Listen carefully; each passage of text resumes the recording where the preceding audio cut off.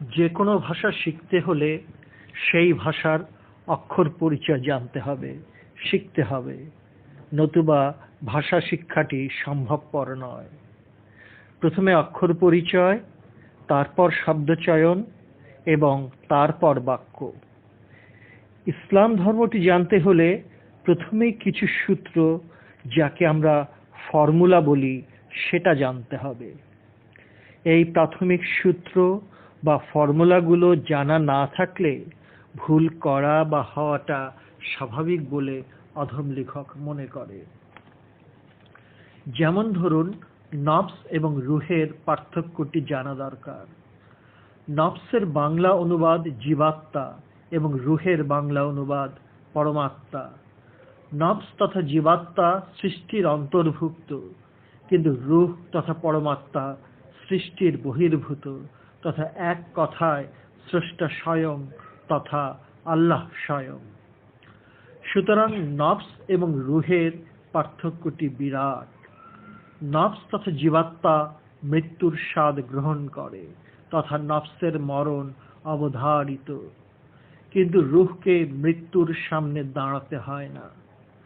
জন্মগ্রহণ করলেই মরতে হয়। নফস তথা জীবাত্মা জন্মগ্রহণ করে, তাই মৃত্যুর স্বাদ গ্রহণ করতে হয়। কিন্তু রূহ তথা পরমাত্মা হলো আল্লাহর আদেশ। আল্লাহর আদেশের জন্ম নাই, তাই মরণের প্রশ্নই ওঠে না। জন্ম মৃত্যু থাকলে ঘুম, বিশ্রাম, পরিশ্রম ইত্যাদি বিষয়গুলো আসে, এবং এই রকম বিষয়গুলো নফসের জন্য তথা জীবাত্মার জন্য নির্ধারিত। কিন্তু রূহ তথা পরমাত্মার বেলায় এগুলোর একটিও দরকার হয় না, কারণ পরমাত্মা জন্ম মৃত্যুর ধারে কাছেও নাই। তাই রূহ মৃত্যুর স্বাদ গ্রহণ করবে এমন কথাটি কোরআনের কোথাও নাই এবং সূত্র অনুযায়ী থাকতে পারে না। জন্ম মৃত্যুর সুখ ও দুঃখ ভোগ করে নফস, কারণ নফস সৃষ্টি। নফস বিড়ম্বনা আর হতাশার বহু ধাপের বহু তিক্ত অভিজ্ঞতা অর্জন করতে থাকে, কিন্তু রূহ এসব বিষয়ের ধারে কাছেও নাই। রোগী ডাক্তারের কাছে যায় চিকিৎসার জন্য, অভাব চাহিদার প্রশ্ন তোলে। অভাব বিবেকের আদর্শ নষ্ট করতে চায়, বিবেকের আদর্শ নষ্ট হতে দিতে চায় না সহজে কেউ। কিন্তু অভাব এমন একটি মারাত্মক রোগ যে আদর্শের শরীরে পচনের ক্যান্সার ধরিয়ে দিতে চায়। আবার যদি অভাবের সঙ্গে লোভটি প্রবল আকার ধারণ করে, তাহলে মানুষকে পশুর চেয়েও নিচে নামিয়ে দেয়। উলঙ্গ শরীর ঢাকা যায়, কিন্তু অভাব আর লোভের শরীর ঢাকা যায় না, কম বেশি মানুষের চোখে ধরা পড়ে যায়। সুতরাং নফস তথা জীবাত্মা জন্ম মৃত্যু দুঃখ যাতনার অধীন বলে মৃত্যু নামক ঘটনাটি ঘটে গেলে মাগফিরাত চাওয়ার প্রশ্নটি আসে। তাই নফসের জন্য মাগফিরাত চাইতে হয়। রূহ এত সব বালা মুসিবত ধানাই পানাই ছলাকলা হতে সম্পূর্ণ মুক্ত, তাই রুহের মাগফিরাত চাওয়ার প্রশ্নই ওঠে না। মাগফিরাত চাইতে হয় নফসের জন্য, রুহের জন্য নয়, কারণ রূহ মৃত্যুবরণ করেন না। অথচ হাটে ঘাটে, বাজারে মহল্লায়, ঘরে বাইরে আলেম উলামা, মুফতি মাওলানা, পীর ফকির, বড় বড় ইসলাম গবেষকের দলকে রেডিও টেলিভিশনে ওয়াজ মাহফিল ভাষণে সবাইকে নিয়ে রুহের মাগফিরাত চাইতে দেখি। সামান্য লজ্জাও নাই, শরমের স্বর এদের চৈতন্য ফুটা করতে পারে না।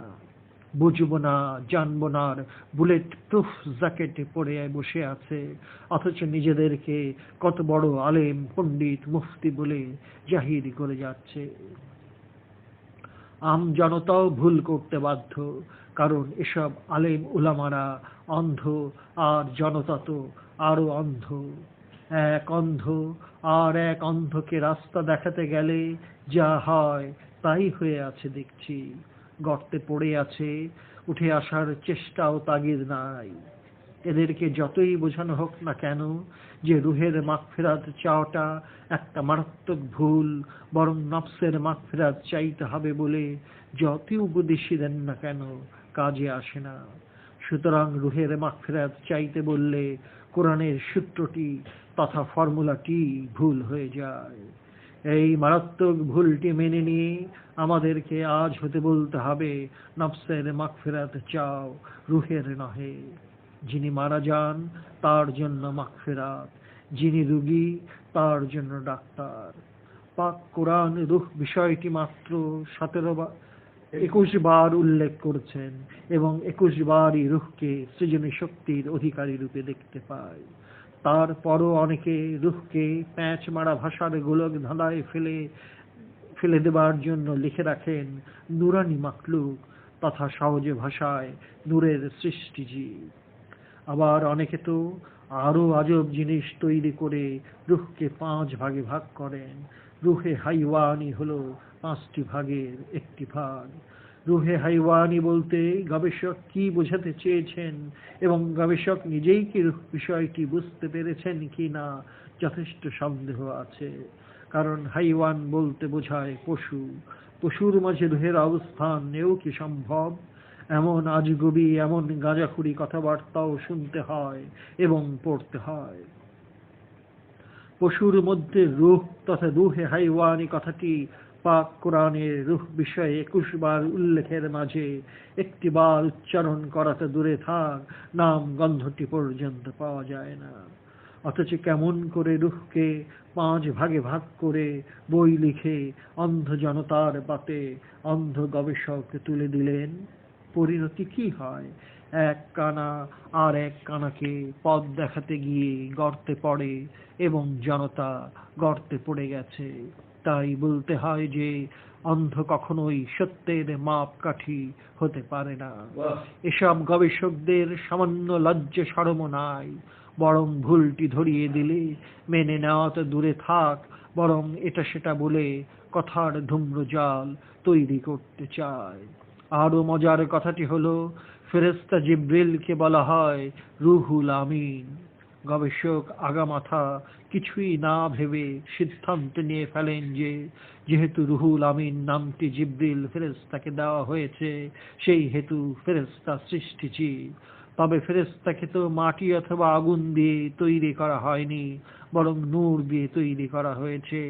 সুতরাং রূহ বলতে নুরানি মাখলুক লিখে ফেলেন। অথচ সবাই কম বেশি জানেন যে ফেরেশতাদেরকে আল্লাহ পাক নূর দিয়ে তৈরি করেছেন।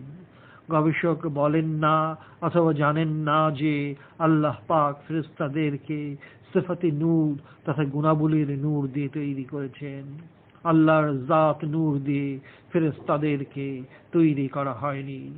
যদি আল্লাহর জাত নূর তথা আসল নূর তথা মূল নূর দিয়ে ফেরেশতাদেরকে তৈরি করতেন, তাহলে সিফাতি নূরের তৈরি জিবরিল ফেরেশতাকে সিদরাতুল মুনতাহা পর্যন্ত এসে দাঁড়াতে হতো না এবং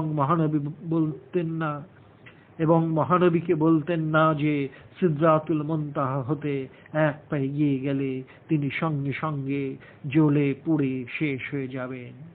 এখানেই পরিষ্কার বোঝা যায় যে ফেরেশতা জিবরিল যদিও নূরের তৈরি, কিন্তু সেই নূর সিফাতে নূর তথা গুণাবলী নূর, জাতি নূরের তৈরি নয় তথা আসল নূর তথা মূল নূরের তৈরি নয়।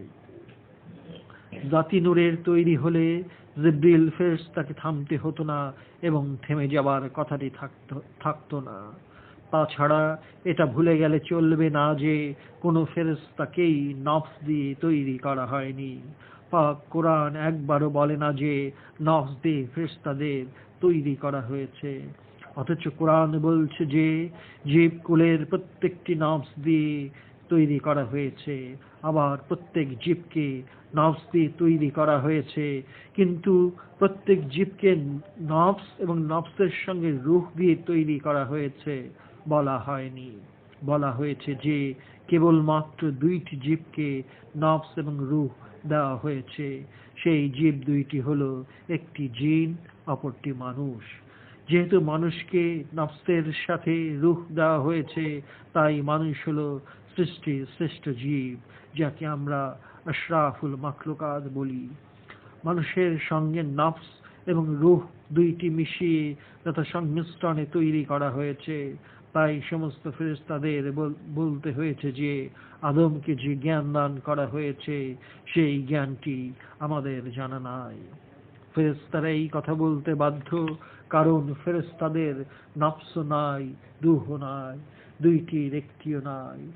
আদমের নফস উন্নত, কারণ আদমের নফসের সঙ্গে রূহ আছে, তথা স্রষ্টা স্বয়ং আছেন, তথা আল্লাহ স্বয়ং আদমের সঙ্গে আছেন। যেহেতু আদমের সঙ্গে আল্লাহ আছেন, সেই হেতু ফেরেশতারা বলতে বাধ্য যে আদমকে যে জ্ঞান দান করা হয়েছে উহা আমাদের জানা নাই। যেহেতু আদম নফস এবং রূহের অধিকারী, তাই আদমকে সিজদা দেবার আদেশ করা হয়েছে। ফেরেশতাদের নফস এবং রূহ দুইটির একটিও নাই, তাই জিবরিল ফেরেশতার নিছক নামটি রুহুল আমিন। ছেলের চোখ নাই, দুইটি চোখের একটিও নাই, অথচ নাম রাখা হয়েছে পদ্মলোচন, তথা পদ্মের মতো সুন্দর চোখ। চোখই নাই, পদ্ম শব্দটি তো অনেক পরে, অথচ নাম রাখা হলো পদ্মলোচন। জিবরিল ফেরেশতার রূহ এবং নফস দুইটির একটিও নাই, অথচ নাম রাখা হয়েছে রুহুল আমিন। রুহি নাই, অথচ রুহুল আমিন, কি চমৎকার মিষ্টি কথা। কোন ফেরেশতাকে নফস এবং রূহ দেওয়া হয়নি, সুতরাং ফেরেশতাদের নফস নাই, রূহ নাই। সুতরাং মানুষের সঙ্গে এবং যে কোনো জীবের সঙ্গে সামান্য তুলনাই দেওয়া যায় না। কেউ যদি তুলনা দিতে চান তাহলে সেটা তার একান্ত নিজস্ব মত। যে ফেরেশতাদের নফস এবং রূহ দুইটির একটিও নাই, সেই ফেরেশতাদের থেকে আল্লাহ রসুল নির্বাচন করেন। কোরআনের সূরা ফাতিরে তো প্রথমেই বলে দেওয়া হলো যে আল্লাহ ফেরেশতাদের থেকে রসুল নির্বাচন করেন। আবার কোরআনের সূরা হজে বলা হলো যে ফেরেশতাদের থেকে এবং মানুষ হতে রসুল নির্বাচন করা হয়। রসুল মানুষ হতে যেমন নির্বাচন করা হয়, তেমনি রসুল ফেরেশতাদের থেকেও নির্বাচন করা হয়। ভালো করে লক্ষ্য করুন, ফেরেশতাদের জ্ঞানের কিন্তু মানুষের জ্ঞানের সঙ্গে তুলনাই চলে না, কারণ ফেরেশতাদের সবাই এক বাক্যে মেনে নিয়েছে যে আমাদের জ্ঞান মানুষের জ্ঞানের সঙ্গে তুলনাই চলে না। তথা এক বাক্যে বলা যায় যে অল্প জ্ঞানের অধিকারী হয়েও ফেরেশতাদের থেকে রসুল নির্বাচন করা হয়। তাহলে রসুল ফেরেশতা এবং রসুল মানুষ, কিন্তু কোরআনের কোথাও এই কথাটি একটি বারও বলা হয়নি যে নবী ফেরেশতাদের থেকে নির্বাচন করা হয়। ফেরেশতাদের থেকে নবী বানানো হয় এমন কথাটি কোরআনে একবারও বলা হয়নি। নবীর কথাটি যখনই আসে তখনই মানুষ হতে নবী বানাবার কথাটি পাই, কিন্তু ফেরেশতাদের থেকে নবী বানাবার কথাটি নাই। ফেরেশতারা